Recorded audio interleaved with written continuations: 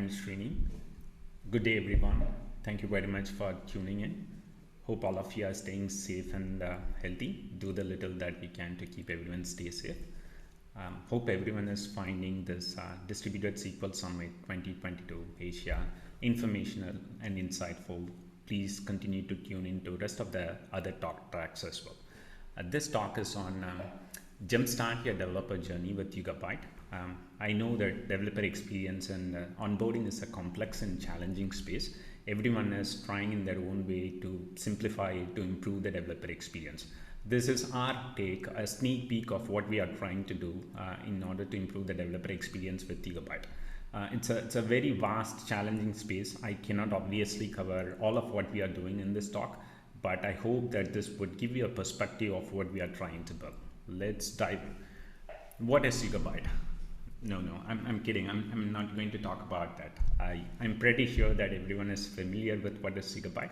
Otherwise, you wouldn't have tuned into this talk. This is going to focus more on the developer experience aspects of it, right? I'm going to say something which you don't want me to say. I believe that you wouldn't appreciate it. Yes, YugabyteDB is not like Postgres. What? YugabyteDB is not like Postgres? What I meant was it is much more than that. YugabyteDB is Postgres as far as the query layer is concerned.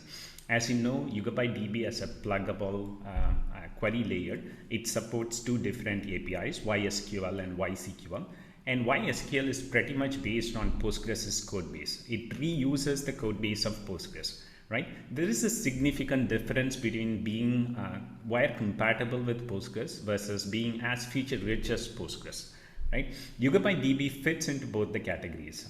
Since YugabyteDB reuses the code base of Postgres, YugabyteDB is wire compatible with Postgres, and at the same time, YugabyteDB is as feature rich as Postgres. Right? YugabyteDB supports as deep as what Postgres offers today. Things like secondary indexes, functions, triggers, all those things are supported with Yugabyte, right?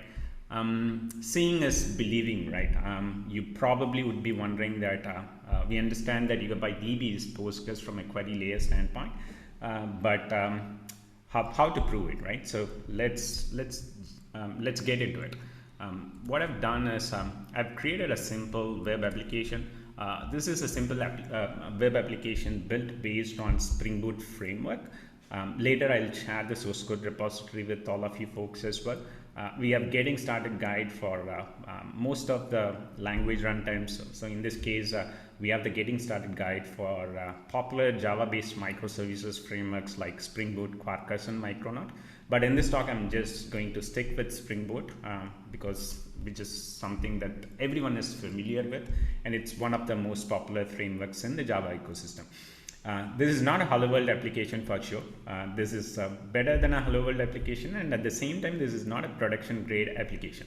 The reason why I'm saying it's not production grade, it's mainly because this does not contain your authentication authorization related modules, right? Those things are not integrated into it. But this is a web application built based on Spring Boot's functional programming API interface. It exposes a bunch of REST endpoints through which end users can interact with, and this application in turn interacts with a database service like Postgres or YugabyteDB to create, update, delete, and search information from the database service. Okay, let's get started with Postgres first, right? So if you look at the configuration, application.yaml is where you define your application specific configuration. Since we are going to have this web application interacts with the database service, all the database related variables are going to be mentioned in this application.yaml file.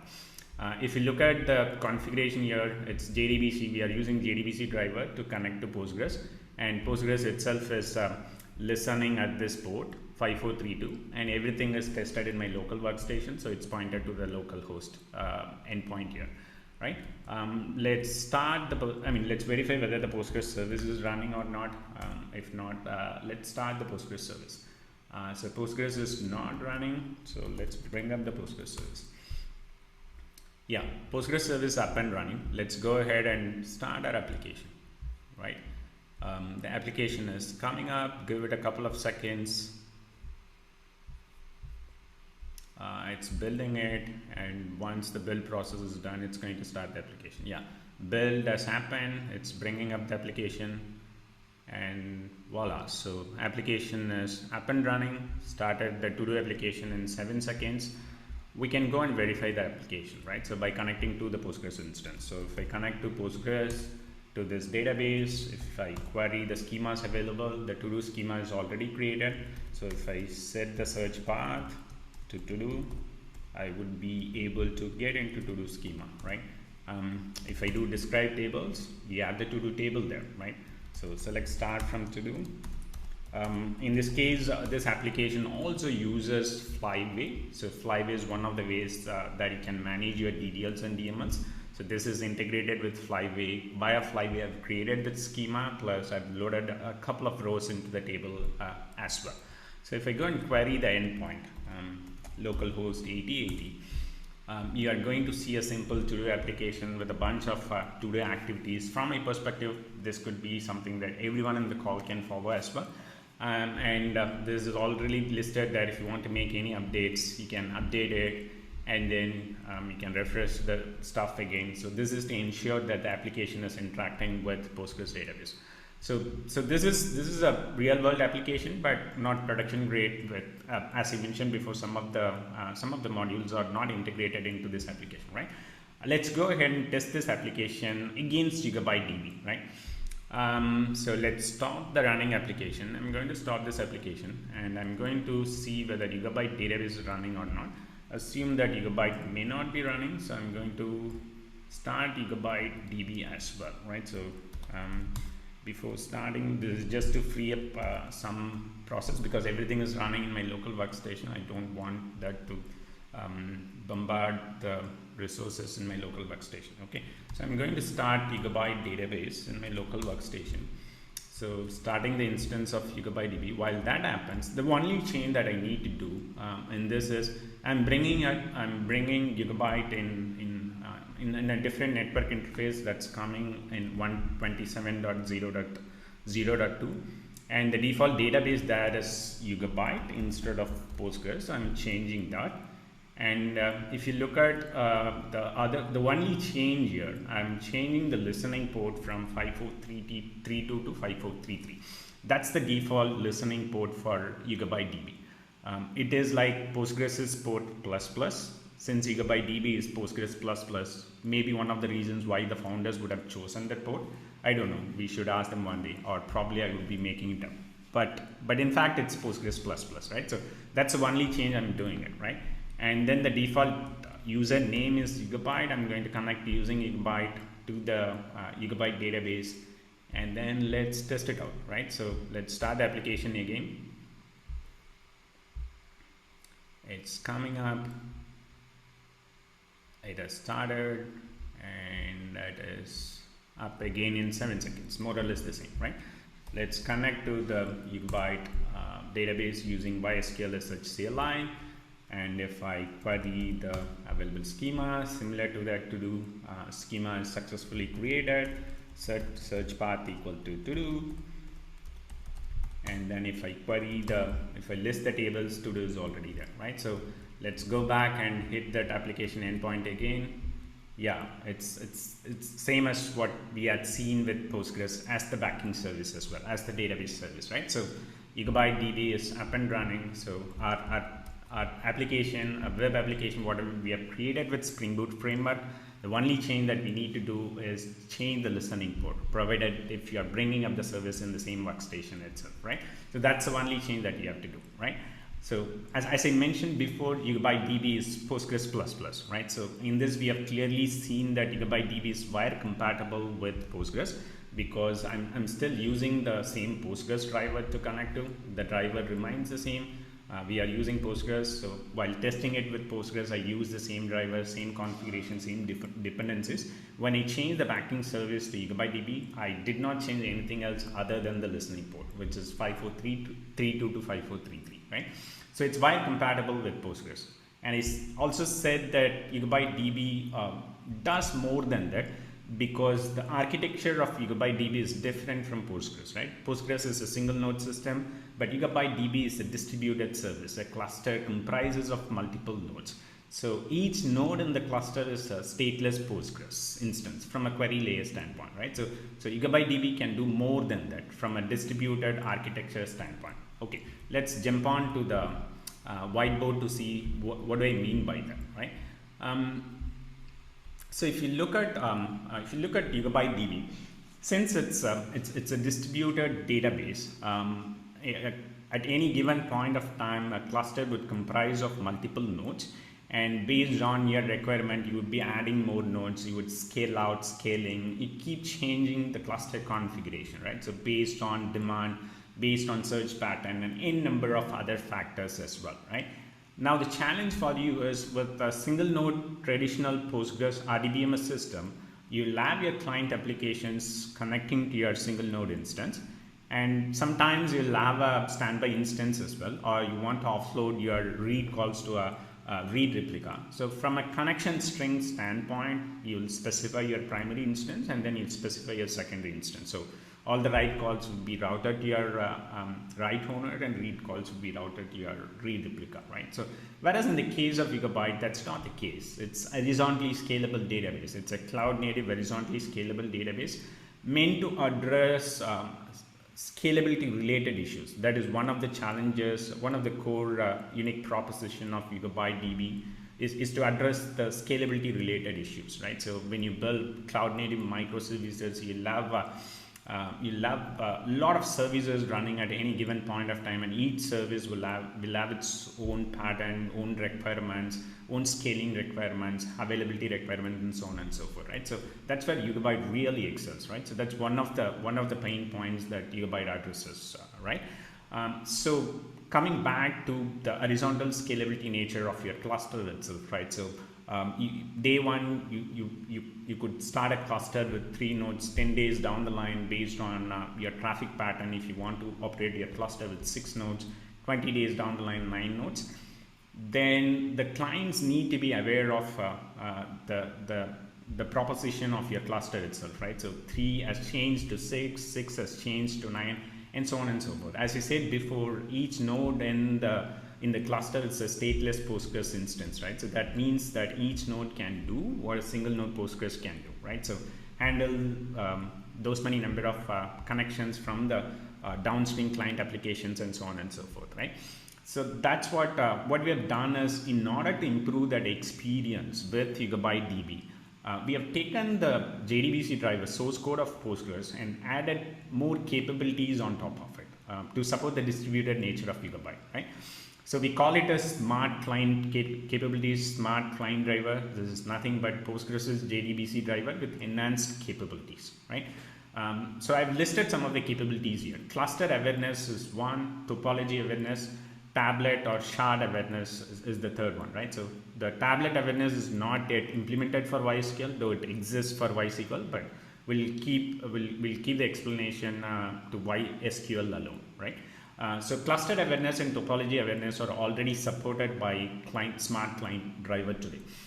What do I mean by cluster awareness, right? As I said before, if you look at a typical interaction pattern between your upstream services to the downstream database service, upstream client applications to the database service itself.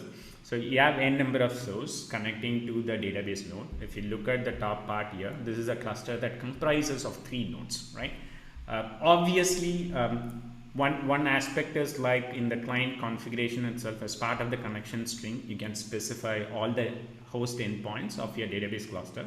That is one way to do.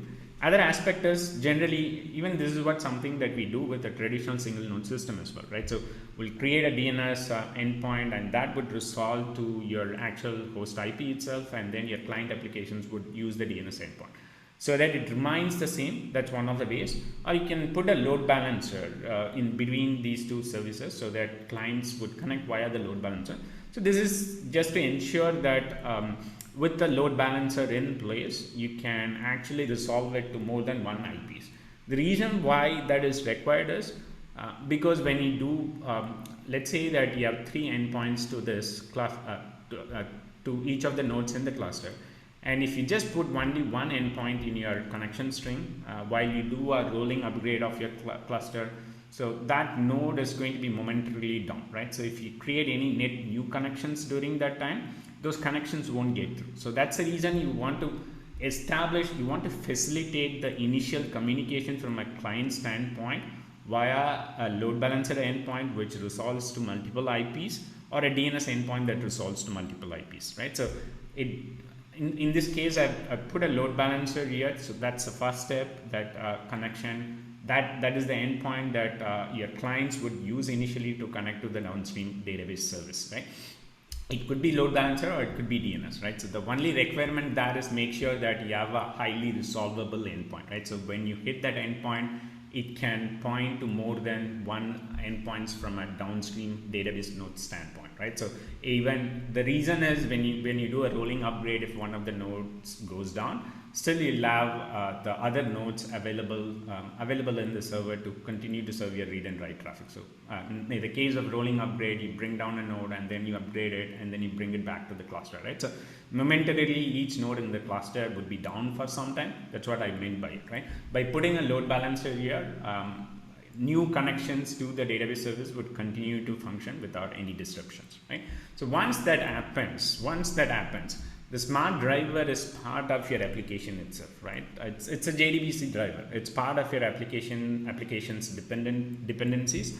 The smart driver, once the initial communication gets established to the database cluster, smart driver auto discovers your cluster topology and the number of nodes in the cluster as well, right? So any new nodes that you add to the cluster, it gets discovered and it's made available to the client applications immediately, right?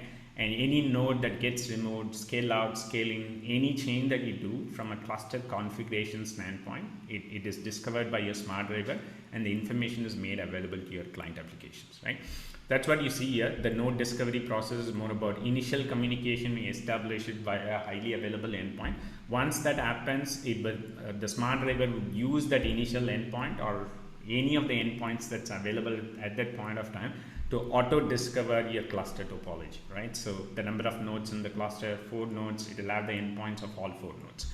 In addition to that, when you create a connection pool, when you establish that communication to the downstream service, it does the role of load balancer as well, right? So because we would use the load balancer endpoint only for the initial communication, post that everything would be routed via the smart driver, and smart driver ensures that depending on how many number of nodes that you have at that point of time in the cluster, the physical connections are going to get equally distributed across those downstream nodes. So that is taken care of by the smart driver itself, right? So you start with 4 nodes and given a connection pool of 40 to start with, you'll have 10, 10, 10 across all 4 nodes, right? And then if you add one more node to the cluster, and then if you try to create new 10 connections, it's going to get distributed to the new node as well.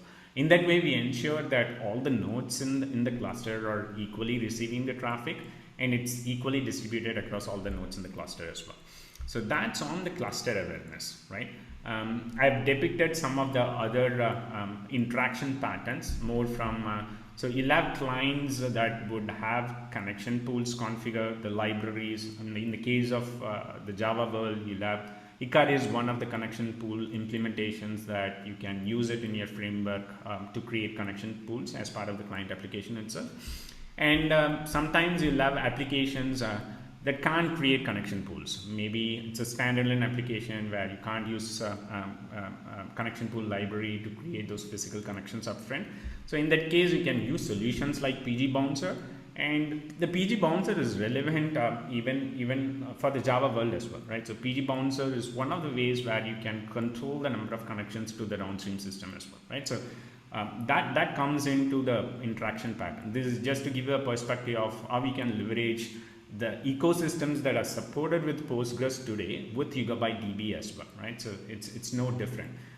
Though we have additional capabilities that we have built on top of Postgres, but at the same time, the ecosystems that were built on for Postgres to address certain set of challenges, you can leverage those ecosystem tools and libraries to continue to use with YugabyteDB as well, right? And moving on to the next part, the topology awareness. So topology awareness is more about getting to know about the whereabouts of nodes in the cluster itself. So if you look at the deployment pattern of this cluster, this is a cluster that's created across 3 different availability zones. You have 3 different failure or fault domains in the data center or in the cloud or wherever you have provision created the YugabyteDB cluster. So AZ1, AZ2 and AZ3. But imagine that all of my clients are sitting in one availability zone, right? So I don't want the connections to be distributed across all the nodes in the cluster. Since most of my clients or 90% of the clients are sitting in one zone, right? I want the connections to be just constrained to only the nodes sitting in AZ1, right?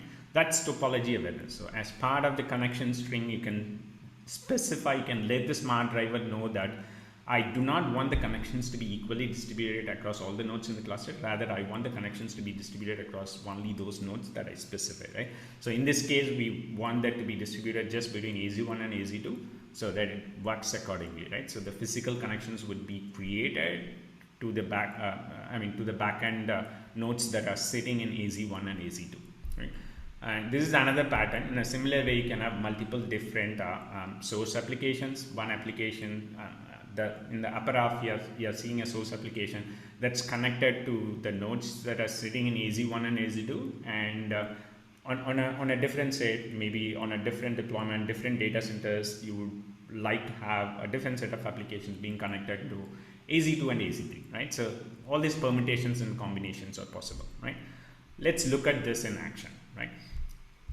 So I am going to jump start to the same thing again. Sorry. All right, let's move on to the application window again. So we have the cluster up and running. I'm going to stop my application for a while because in this case I have created a YugabyteDB cluster with single node. But what we want to test is we want to create a cluster with multiple nodes, and at the same time we want to look at the cluster awareness and topology awareness of YugabyteDB, right? So for that I'm just going to make a slight change. As I said before, in the sense the endpoint remains the same. It's 127.0.0.2, listening port is 5433, YugabyteDB is the default database. In order to use that cluster awareness load balancing feature of the smart driver that we provide, we have to set this parameter, right? So load balance equal to true. So I've set this parameter now. Let's look at cluster awareness first, and then we'll move on to the topology awareness part, right? And the second change is, as I said before, we have enhanced the JDBC driver of Postgres, right? So we have taken the source code of Postgres and we have added these capabilities on top of it, right? So this gives you 2 advantages. One is, like, if you want to use Postgres as such, you can continue to use the Postgres driver in your application, or if you want to use the enhanced capabilities being provided by the smart driver, then change the dependency to Yugabyte smart driver, right? So I'm going to uncomment it. You can still use Postgres driver, but it's redundant, right? That's not required in this case. So let's done it, pull that dependency, and then start our application, right? So the dependency, the build is still going on. Give it a couple of seconds.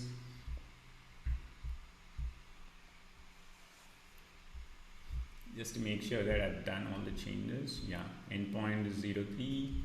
Yeah, password is optional, and just make sure that you set the driver explicitly as well. Those are all the things. Yeah, okay, it's still scanning. Sometimes it happens with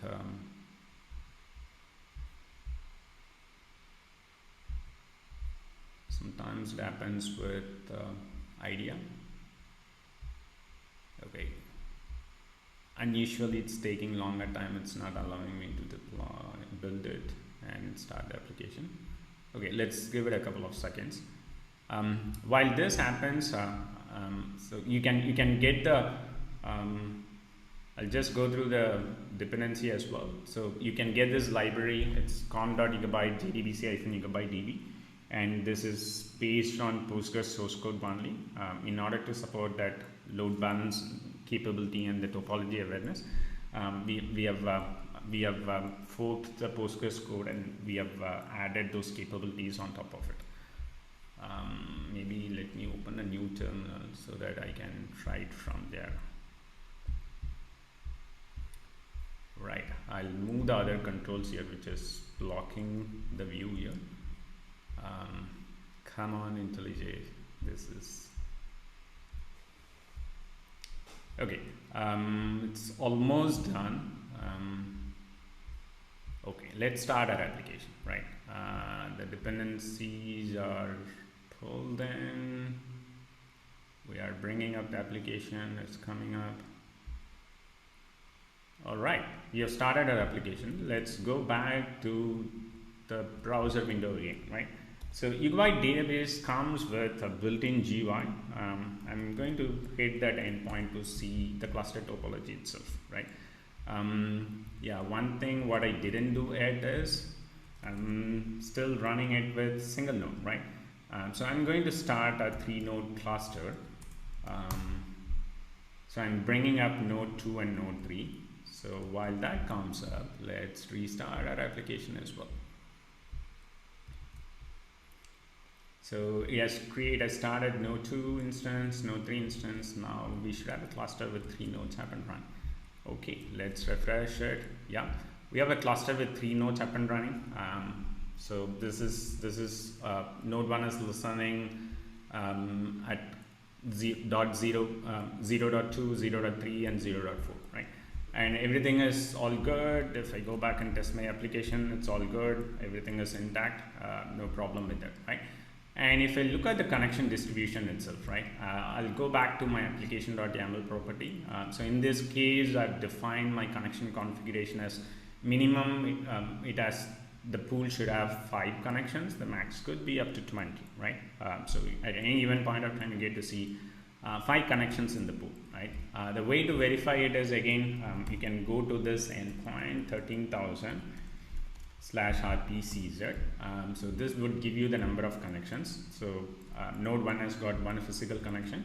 I'm just going to query that API endpoint to verify it, right? So HTTP, I've installed a little utility here. HTTP, so hit that endpoint 2. So 1 connection is there in endpoint 2. And if you look at the number of connections in 3, it has got 2. And then I'm hoping that 4 should have 2 connections as well. So this is just to ensure that the connections are equally distributed, right? Minimum pool setting is 5. Out of 5 connections, 2 to node 2 and node 3, and 1 to node 1, right? I'm going to run a JMeter. I'm going to simulate a load test here. I mean, just to make sure that I'm able to route my request across all the nodes, right? Let's go ahead and start there.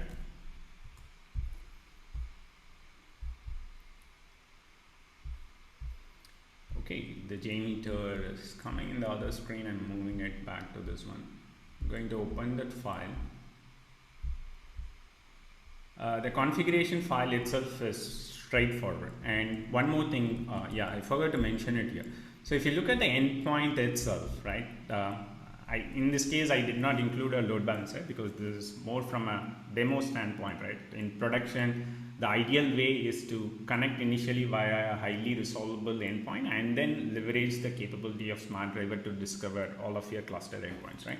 I'm still connected via one endpoint, right? So 127.0.0.2 is one of the nodes in the cluster. This cluster has got 3 nodes. The rest of the nodes are listening on 0.3 and 0.4, right? Though I'm connecting via one endpoint, the Smart Driver has figured out all the available endpoints in the cluster, and it has automatically distributed the physical connections which I've defined in the pool. The minimum setting of 5 connections have been distributed equally between 3 nodes in the cluster. So that is taken care of automatically by the Smart Driver, right? So that's one of the cluster awareness capabilities, right? Based on the number of nodes, it distributes the connections equally. Let's go ahead, and if you look at the test case itself, it's pretty straightforward. I'm hitting the post endpoint to post some to do related stuff, and then if you look at the connection string itself, the pool, this is like the JMeter is going to connect to my Spring Boot web functional interface, whatever the API endpoints that I've exposed. And via Spring Boot, I'm going to connect to the downstream database service, right? So this is going to connect to my Spring Boot localhost service. Let's go ahead and start this, right? So I'm running it just to make sure that it's running properly. So far it has started. Yeah, it has started all 15 threads. The error percentage is 0. So that means that it's equally distributed, right? So everything is hitting and it's distributed across the 3 nodes in the cluster because the connections are spread across 3 nodes, right? What I'm going to do now is let's look at the second capability of the smart driver, which is the topology. Before getting into the topology awareness, even when it comes to cluster awareness, right? So as I said before, YugabyteDB is a scalable database, right? So you can add more nodes to the cluster and then you can scale into bring down some of the nodes, maybe for rolling upgrades or maintenance activity, or even if you don't need to operate your cluster with those many number of nodes, the desired count is lesser than what you're running today, you can still bring it down, right? What I'm going to do now is let's start the simulation for the time being, right? So I'm just stopping the JMeter, but not the Spring Boot application per se. The Spring Boot application is still connected to my database, right? What I'm going to do now is I'm going back to the terminal window. We started a cluster with 3 nodes. I'm going to bring up the 4th node, right? I'm starting the 4th node. 3 nodes are already running. 4th node I'm starting it. And if I go back and verify my cluster homepage, it's going to list 4 nodes, right? See all nodes. You are seeing 4 nodes in the cluster. 2 of them are sitting in one zone, and rest of the nodes are distributed between or across 2 different zones, right? So now we have a cluster with 4 nodes. So if I go and query the connection endpoint again, right? So node 3 it's still 2, because we haven't changed anything, right? Because we have stopped the simulation service now. So the database is not actively used by any application per se, right? So the Hikari pool is going to reading the minimum number of connections, which is 5, right?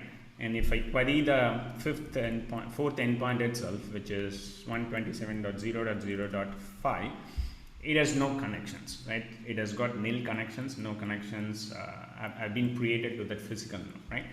So I'm going to start the load simulation process again. Before do that, just to give you, I'm trying to address 2 use cases at the same time. So one is like add a new node to the cluster. At the same time, just simulating some failure. Imagine that one of the nodes is down for some reason, right? So I'm going to stop node number 3, which is 127.0.0.4. If I query that endpoint again, it's going to be not reachable, right? So let's go ahead and start a simulation service again. It's the same simulation service, just to put just to prove the point, right? Just to put more load onto the cluster. I'm going to there is a think time that I put in, which is 5 seconds. I'm going to bring it down to 500 milliseconds, right? So let's bring down the think time and then start the simulation process again. So I'm starting it again, and if we go back and query the endpoints now to see the number of physical connections. So let's start with 2.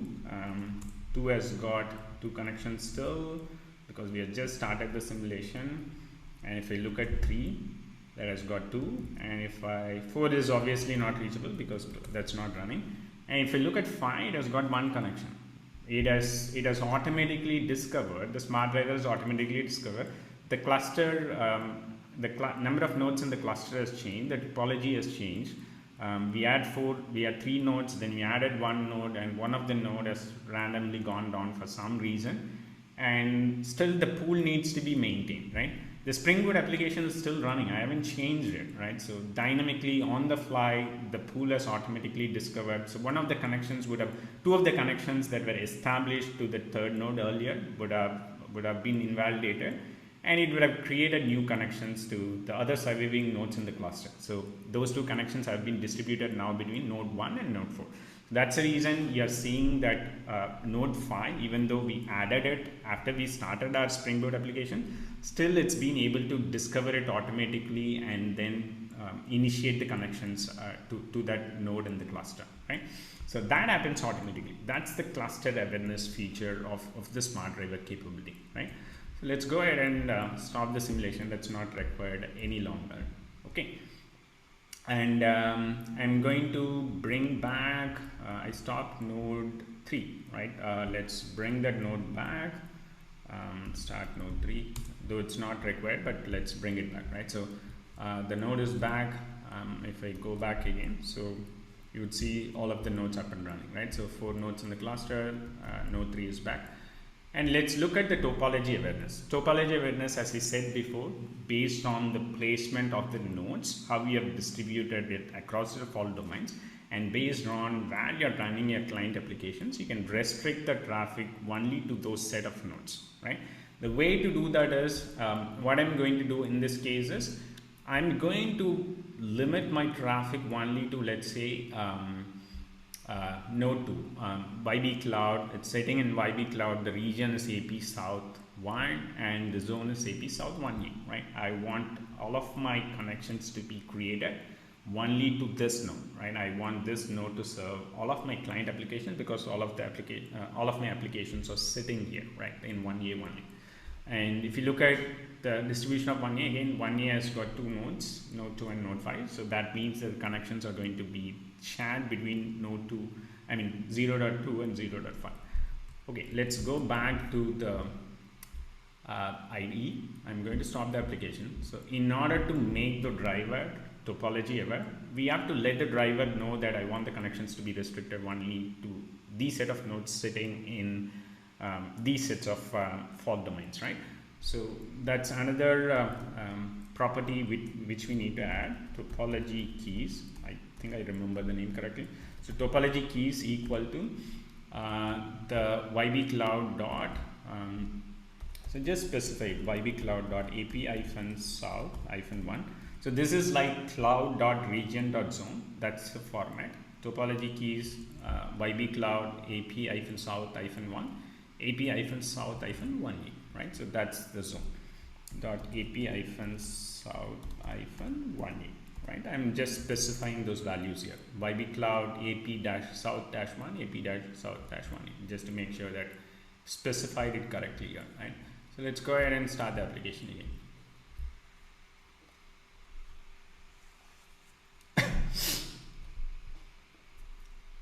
All right, the application has started, it's up and running.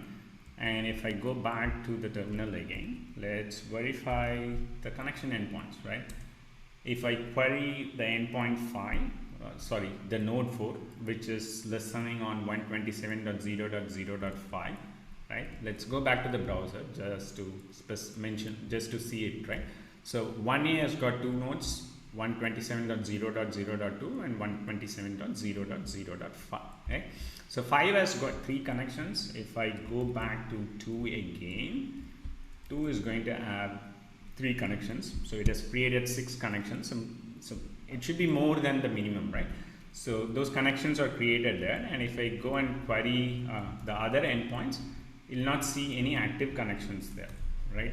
So it has got 0 connections. So 4 has got 0 connections. So this has ensured that whatever you specify as part of your client configuration. So in this case, we mentioned it in the code clearly that it needs to be load balanced, but needs to be load balanced between those nodes, the set of nodes sitting in AP South 1E, right? So out of 4 nodes, it has distributed the connections only between 2 nodes because those are all the nodes sitting in 1A.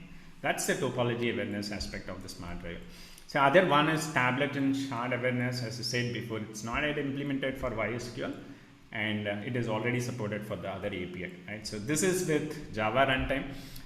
In a similar way, we are building the smart client capabilities for other language runtimes as well. Go and Python are already available as internal beta, I guess, I suppose. And we are also building it for rest of the other language runtimes as well. So these are the additional capabilities that we are building on top of Postgres from a YugabyteDB standpoint that developers can leverage it as part of their applications, as part of their application itself, right? So it's still, if you look at the changes here, not a lot of changes from an experience standpoint. The driver needs to be changed. The rest of them are just configurational parameters to straight away use it out of the box. In this case, my workstation is a decent machine. It has got 8 cores, 16 GB RAM. So that's the reason I'm able to spin up more services, right? I managed to create a cluster with 4 nodes. I was running ID, IntelliJ, and I was running JMeter, and then I'm also running a tracing tool as well. I mean, in fact, I did not show you that. So if I go back to that endpoint, so I'm using Open Telemetry here, and Open Telemetry is already integrated with this application, and the collector is collecting, it's instrumenting your application, so that is going to give the traceability information, how your application is interacting with the ecosystem itself, how many interfacing services are there, how the application is interacting with all those services. The complete trace information is going to be made available for you, right?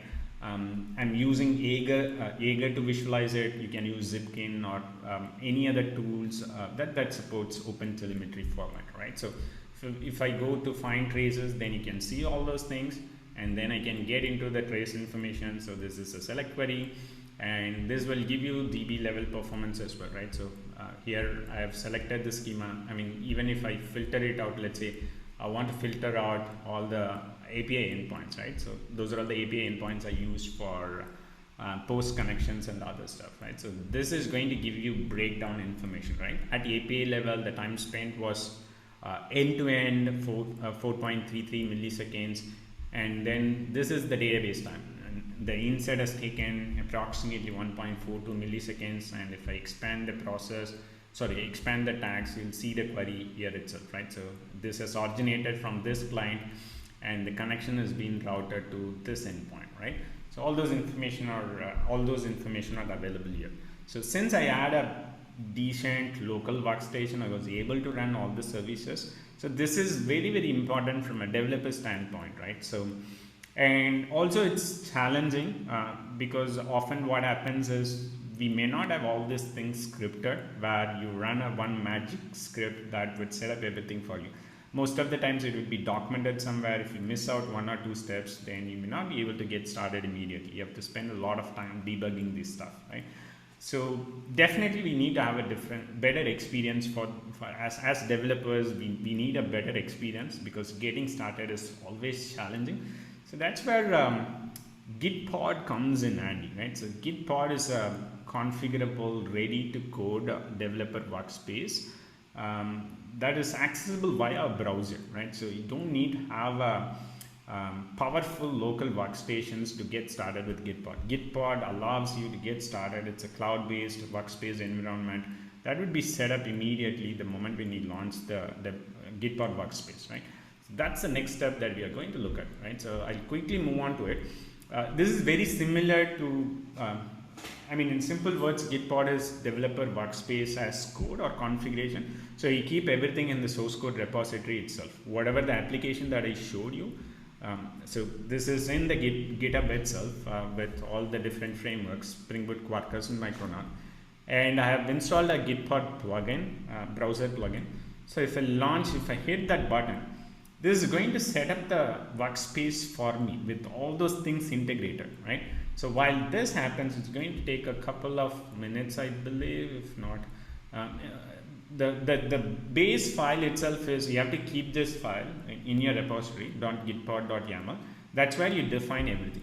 So YugabyteDB has a dedicated base image for Gitpod. So gitpod/workspace-yugabytedb, that's the base image that I can get started with. And this base image comes with support for most of the language runtimes, libraries, dependencies that you need to run a Java application or a Python application or a Ruby application. It's all been packed into this base image, right? And when you launch your Gitpod workspace with YugabyteDB's dedicated base image, you'll have the Yugabyte database cluster up and running automatically, right? I don't need to, in my local workstation, I have to run a script to bring up that cluster, right? Whereas with Gitpod, it's part of the image itself. When you launch that image, you'll have a YugabyteDB cluster up and running. The only thing that we need to do is, in this case, it's a Spring Boot application. I mean, just to show you what you can do with this integrated cloud-based workspace. So I've deliberately specified Java 17 as the source compatibility for this application, though you can compile it with Java 11. But everyone should move to Java 17, right? If you're still stuck with 8, I mean, it's an injustice to the Java world. Java 17 is at least twice as good as Java 8, right? So it is packed with so many features. So the YugabyteDB base image does not come with support for Java 17. Java 8 and 11 are the two runtimes supported. This is part of the Git pod itself, right? So in order to compile my application with Java 17, I'm deliberately, I'm using SDK. This is one of the tools that is very popular in the Java ecosystem. You can use SDK to install Java 17, and I'm just building and starting my jar file, right? So that's the thing I'm doing. It's as simple as that, right? So this is your developer workspace as code or configuration, right? So every team can maintain it as part of the source code repository itself. So any new member coming onto the team, they can quickly get started with it, right? And this workspace, the base image of YugabyteDB gives you all the things that you need from an application standpoint for you to get started immediately. And then Gitbot does the rest, right? So it launches your workspace with all those things pre-configured for you to get started with the coding immediately without worrying about how to configure the database and how to bring the service and so on and so forth. Let's see whether the Gitbot interface is started. Yeah, it's already started there, right? I'll close these things, unnecessary stuff. If you look at here, so based on the definition of gitbot.yaml, so it has installed JDK 17, and then it's doing the Gradle build now. So once the build completes, it's going to start my application automatically, right? And then the database is already running, right? For example, it has launched other terminals as well. So let's say if I launch a bash terminal here itself, YugabyteDB is already running, right? So if I do YSQL search, I'm straight away into the database, right? So using YSQL SHCL, I'm already connected to the database. It's the same application. I haven't done any change at all. Same application. I'm leveraging Gitbot to launch it for me, right? So it's almost done. So once the build is done, the next step is to start your application, and this application is going to get started with the database. It's already integrated in the same developer workspace itself, right? So in this way, you can quickly get started with a fully integrated browser-based workspace where you don't need to worry about how to bring in my language runtime, how to run YugabyteDB, right? So just use the base image of YugabyteDB, which has support for most of the commonly popular language runtimes. All the libraries dependencies are part of it, so that you can quickly get started with it. I think the build is almost done. Give it a couple of seconds, it would soon start that application. So once that the build is done, it's starting that application, it's launching it, it is creating the C schema, it's all up and running, right? So I can launch my database from here as well. So I showed you, I told you before, YugabyteDB comes with an embedded GUI based application. I can launch it from here. Everything via the browser interface itself. So in this case, I've created a cluster with one node just for simplicity, though you can create a multi-node cluster as well. So this is the cluster, and then if you go to port 8080, you can launch your application as well, right? So I mean, the GUI is something that I haven't checked in. So if I go to the endpoint v1/todo, you'll see all this stuff as well, right? So one activity is there, so that is still available, right? This is one of the ways where you can quickly get started, right? So with YugabyteDB's base image, leverage Gitbot service, so that you'll have a fully integrated workspace up and running in no time, so that you can straight away, the workspace is already available. Any change that you want to do, you can make those changes here, or you can build your application here and then test it out. Once you're done with that, commit it and then push it back to your repository. All right, let's go back to the drawing board. Final thing is, these are all the things I know that I mean, given the time, obviously I cannot cover all of the things that we are trying to do, but I hope that this would have given you a perspective in terms of what we are trying to build in order to improve the experience, right? If you want to learn more, please tune in to our weekly Friday Tech Talks that happens on Friday for engineers by the engineers from our side of the engineers as well, right? So, and then you can register for very good courses in Yugabyte University, 101, 201, 301, starting from getting started all the way to deep dive. You can enroll into Yugabyte University. That's free to learn more about Yugabyte. And also follow our weekly blogs where we publish a lot of technical deep dives related in terms of how YugabyteDB works and other stuff. And please feel free to join our community Slack as well. It's a vibrant community Slack where you get to have access to the rest of the community members, where you can share your experience, your use cases, challenges, and all those things are actively answered by us plus our community members in the community Slack. And you have the QR code available. That's for the source code. If you want to try it out yourself, you can scan it and try it out. Thank you once again for joining in. That's it. Have a nice rest of the day.